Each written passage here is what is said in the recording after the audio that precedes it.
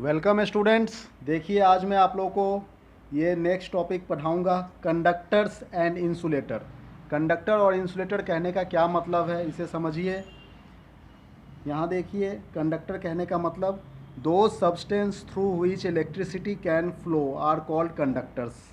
ठीक है, ये आप यहाँ से यहाँ तक लिख भी सकते हैं इसे।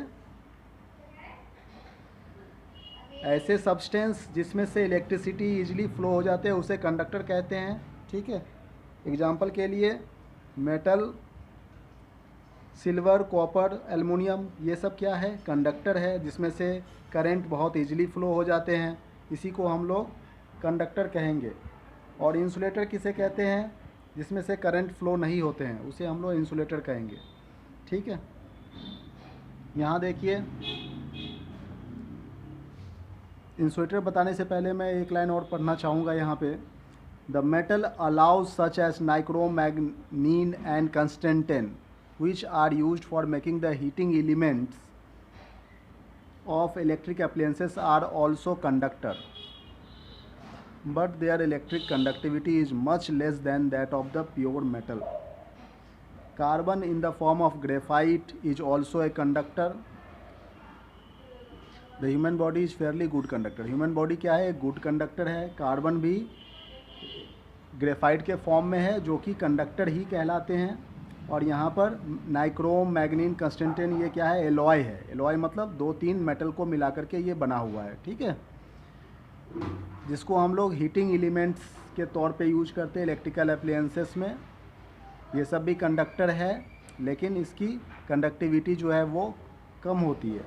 ठीक है, मतलब इसकी रेजिस्टेंस थोड़ी सी ज़्यादा होती है।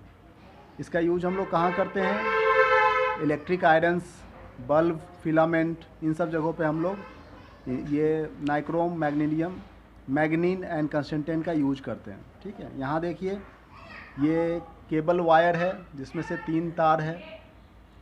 कॉपर वायर कंडक्टर, ये प्लास्टिक केब है insulator, metal pins.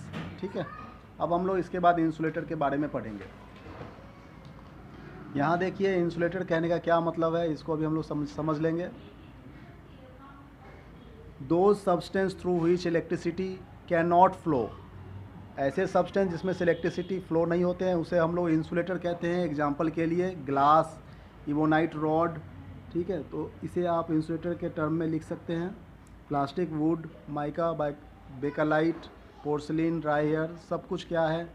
All are insulator है। ठीक है, क्योंकि इसमें से करंट पास नहीं होते हैं।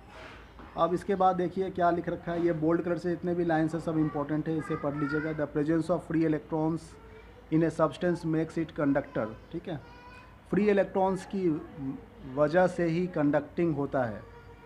अब कंडक्टर जो है वो दो तरह के होते हैं। यहाँ पर इलेक्ट्रिसिटी को भी हम लोग दो तरह के करें कंडक्टर में, इलेक्ट्रिसिटी की स्टैटिक इलेक्ट्रिसिटी और करंट इलेक्ट्रिसिटी। ठीक है, दो तरह के इलेक्ट्रिसिटी होते हैं, तो ये हम लोग पढ़ेंगे। यहाँ पर देखिए, electricity which we use in our home is called the current electricity. Current electricity मतलब करंट के तरह जो फ्लो हो रहा है उसे हम लोग करंट इलेक्ट्रिसिटी कह रहे हैं। और स्टैटिक मतलब रुका हुआ। जैसे मान लीजिए हमने एक ग्लास रॉड को सिल्क के साथ में रब कर दिए, तो ग्लास रॉड के ऊपर कुछ चार्जेस आ गए हैं, पॉजिटिव चार्जेस, और उसको हम लोग कागज़ के छोटे छोटे टुकड़े के पास लेकर के जाएंगे तो वो क्या होगा? उसमें चिपक जाएगा। मतलब ग्लास रॉड के ऊपर एक स्टैटिक इलेक्ट्रिसिटी है, तो ये स्टैटिक इलेक्ट्रिसिटी का एग्जाम्पल है। ठीक है, और जो हम लोग घरों में जो वायर देखते हैं जिसमें से करंट फ्लो होता है, उसमें से वो करंट इलेक्ट्रिसिटी का एग्जाम्पल है। ठीक है, thank you very much for watching this video.